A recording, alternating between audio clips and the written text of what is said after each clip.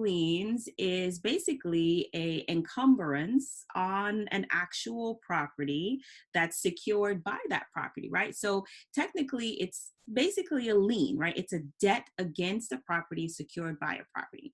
And how are tax liens generated? Well, I'll tell you that too.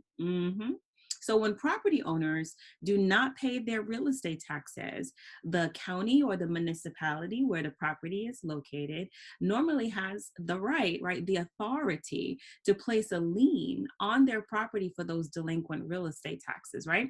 So in many counties across the United States, there are 3,141 counties and county equivalents across the country. Many of them have public auctions. And why do they have these public auctions for tax liens?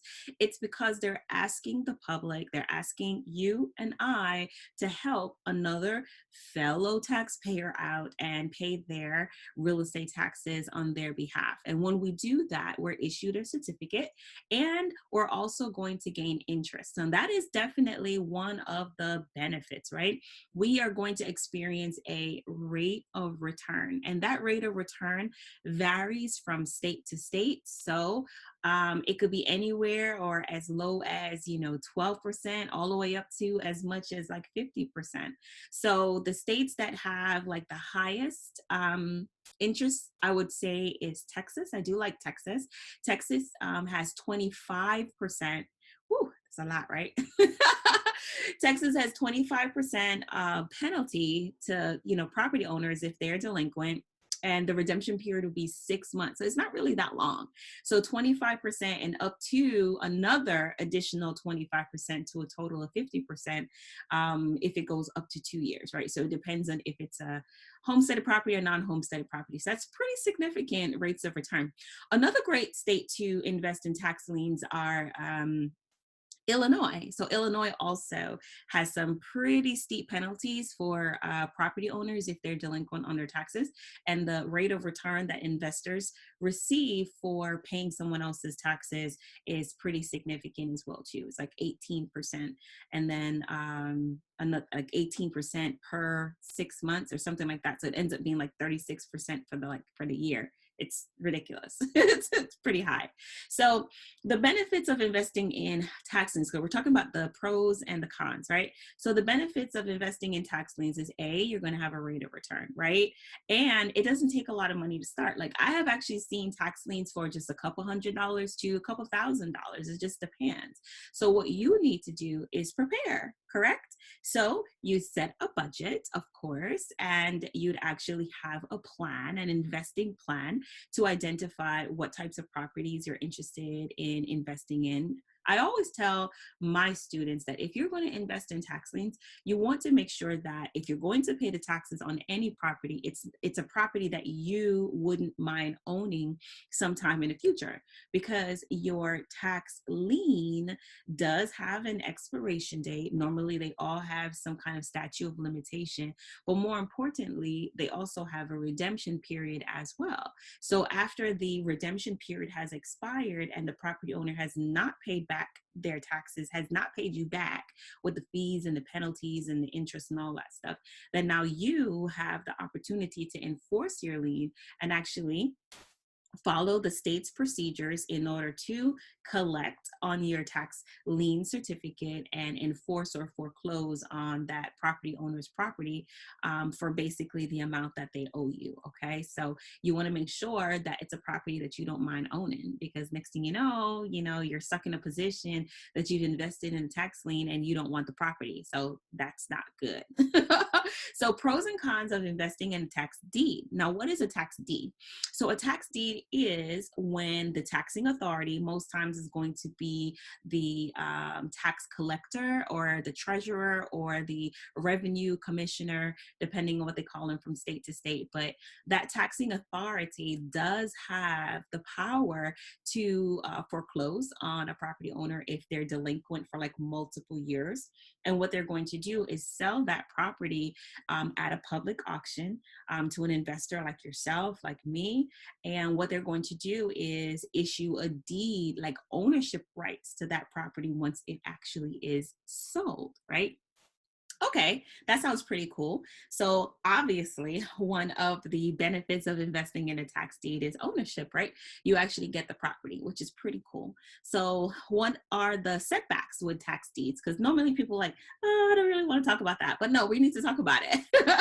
We need to talk about it, right? Because if you're going to be a savvy investor, you need to know everything about everything, right? So what are the cons when it comes on to investing in tax deeds? Well, number one, you need all the money up front. You need all the money up front with tax liens as well too. But tax deeds, literally, there may be other investors at that auction and it may become like a competitive type of situation. So be prepared to experience that. In addition, having all of the monies up front and then also preparing and setting aside any funds necessary if you may have to cure some liens. Now, when you are issued ownership of the property through the deed that comes from the taxing authority, yes, you have 100% ownership.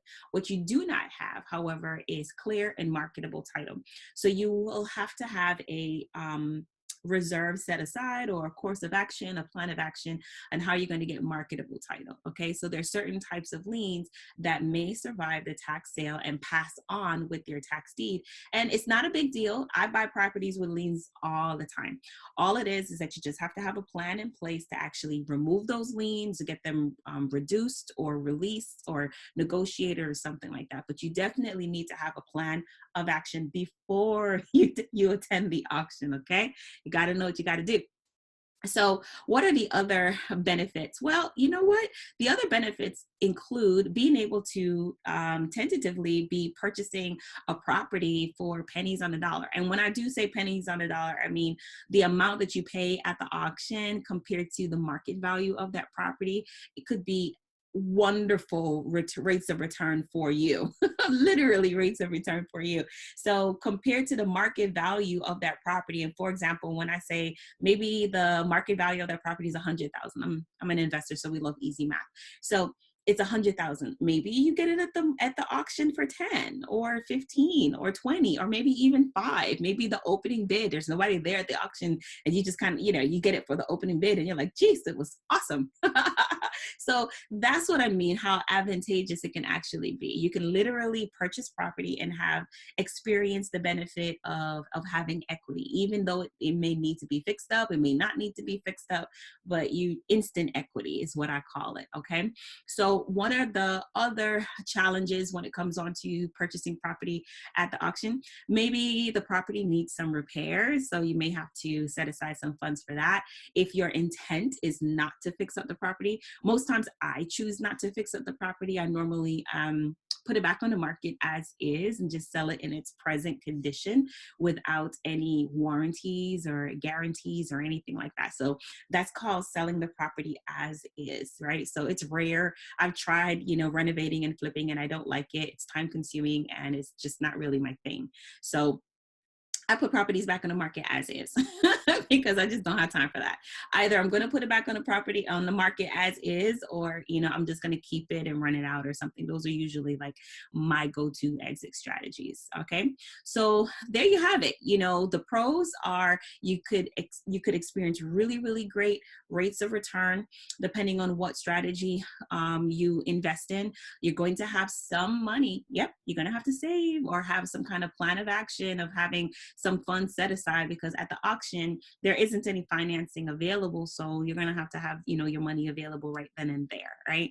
And every auction has their deadline. Sometimes it's like on the same day of the auction, and at maximum it'll be like close of business the next day. I'm an advocate for paying the same day because you don't want the property owner to come back and redeem or anything to happen, period. You just want to be able to pay as soon as possible. So you do have to have some money available right then and there. Fair enough.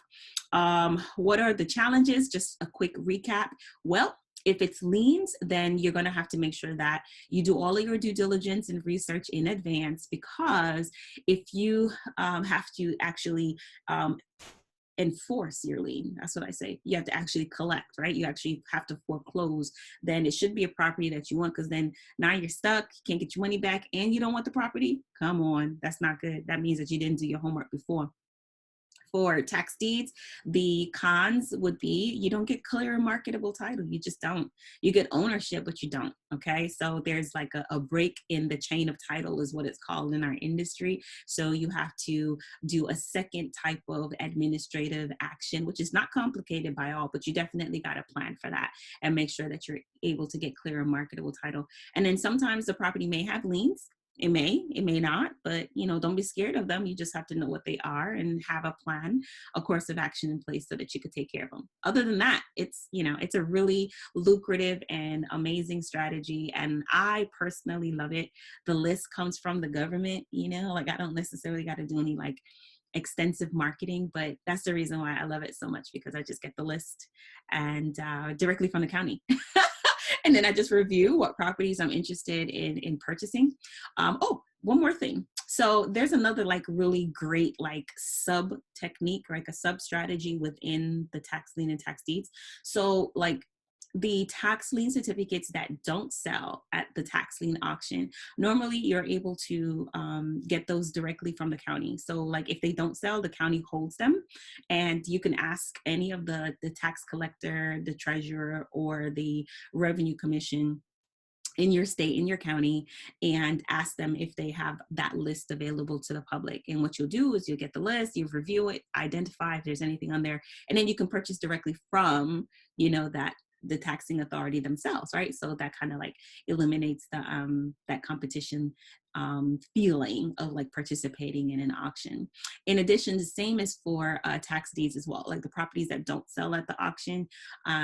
Normally there's a list floating around somewhere and is accessible by the public. Sometimes you may have to request it, or it may be directly on the county's website, and you can just basically peruse that list and identify if there's any properties on there that you like. So I like doing that as well too. It's a little time consuming, but guess what?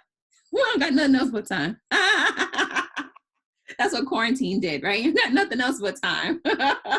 So I would encourage you just to figure some stuff out, right?